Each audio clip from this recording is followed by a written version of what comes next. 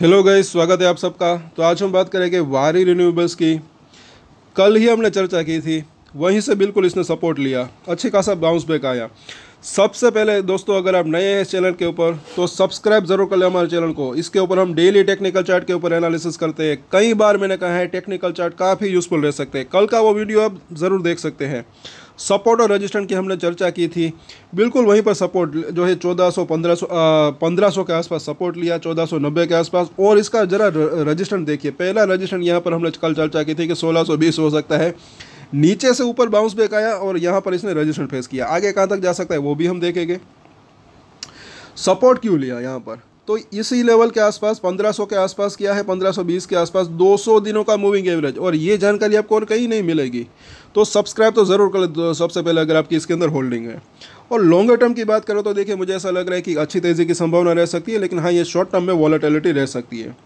और ये जो वॉलेटिलिटी रहती है शॉर्ट टर्म में इस तरीके से, इसमें भी जो है थोड़ा थोड़ा कर कर खरीदना, थोड़ा थोड़ा कर कर बेचना, उसमें भी एक छोटा छोटा ट्रेड लेकर भी मुझे ऐसा लग रहा है कि एक अच्छी जो है एक मुनाफा कमाने की संभावना रह सकती है।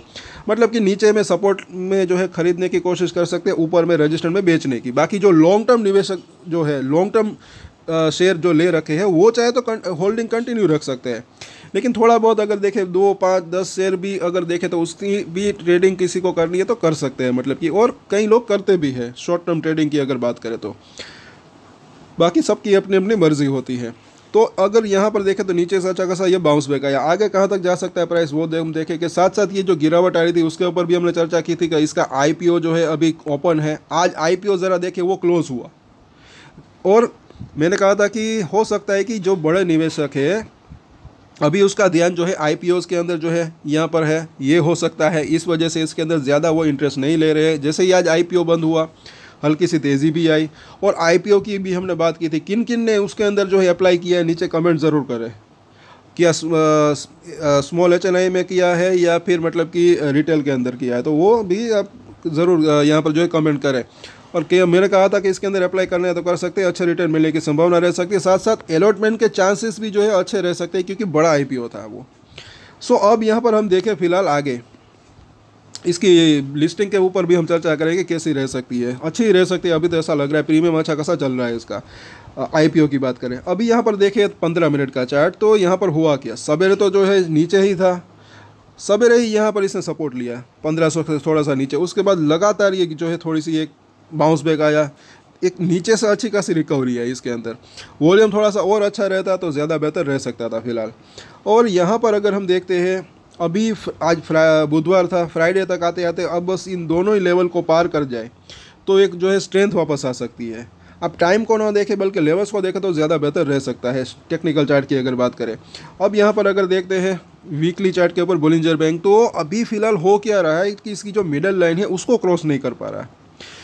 सिर्फ एक हफ्ते नीचे यहाँ पर टकराने के बाद, निचली लाइन के ऊपर सपोर्ट लेने के बाद ऊपर गया, फिर ये एक जो ग्रीन लाइन है वहाँ पर इसके ऊपर क्लोजिंग दी थी। उसके बाद लगातार ये 4 हफ्तों से इसके नीचे चल रहा है। ऊपर जाता तो बाकी फ्राइडे तक आते आता इसके नीचे चला आता है। तो ये लेवल अगर क्रॉस कर दे तो भी अच्छा रह सकता है। फिर जो इसकी ऊपरी लाइन है यहाँ तक जाने की संभावना रह सकती है। इन तीनों ही लाइन्स के अंदर डेली और वीकली चेंजेस भी होते रहते हैं, ये भी ना भूलें।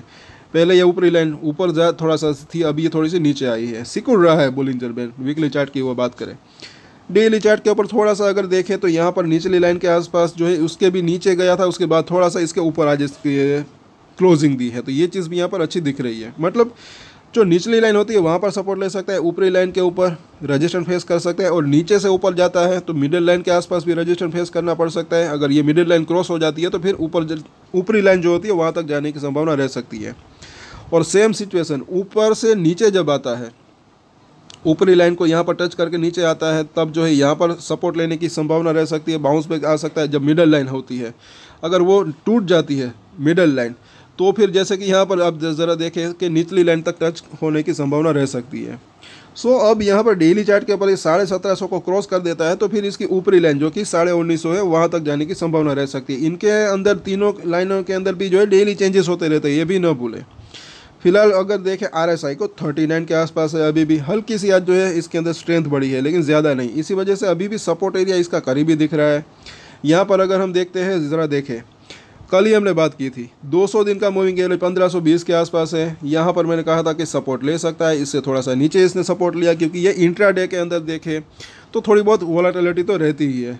यहाँ पर अगर हम देखें तो पिछली बार भी यहाँ पर इससे थोड़ा सा नीचे आकर यहाँ पर भी आप देखें तो इसने सपोर्ट लिया था, फिर एक अच्छा खासा बाउंस बैक आया था। तो अभी भी ये लेवल एक सपोर्ट का काम कर सकता है, नीचे जाता भी है तो भी उसके बाद एक बाउंस बैक की संभावना रह सकती है। हम बात कर रहे हैं शॉर्ट टर्म की, ये भी ना भूलें, क्योंकि एक चीज़ और जो है समझने लायक है कि ये जो सपोर्ट और रजिस्टेंस होते हैं वो जो है टाइम टू टाइम जो है बदलते रहते हैं।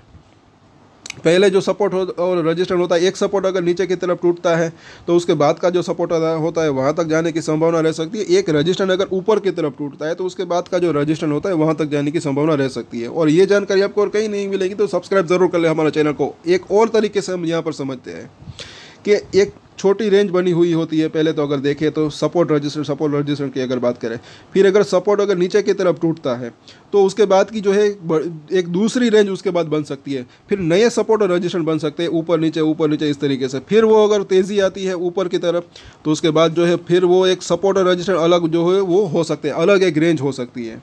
तो उस तरीके से जो है टाइम टू टाइम सपोर्ट और रजिस्टेंस जो टाइम टू टाइम बदल सकते हैं, ऐसा मुझे लग रहा है। तो इसको ये सब सीखने लायक बात है। फिलहाल इसके सपोर्ट और रजिस्टेंस की हम बात कर लेते हैं। नीचे से अच्छी बाउंस बैक आया, अभी यहाँ पर ये अगर आज का हाई क्रॉस कर देता है तो और ऊपर जाने की संभावना रह सकती है। फिर 1650, उसके बाद देखें तो 1720 से 1750 वहाँ तक जाने की संभावना रह सकती है, 1 से 2 दिन की बात करें। लेकिन अगर इस हाई को क्रॉस नहीं कर पाता है तो वापस से थोड़ा सा नीचे आने की संभावना जो है रह सकती है। फिर 1550 से 1530 वो एक पहला सपोर्ट एरिया इसका हो सकता है। तो इसके पहले सपोर्ट की समरी ले लेते हैं। 1550 से लेकर 1530 का जोन पहला सपोर्ट एरिया, उसके बाद देखें तो 1480 का जोन, और उसके नीचे जो है 1450 का जोन। तो ये इसके नज़दीकी सपोर्ट यहाँ पर दिख रहे हैं।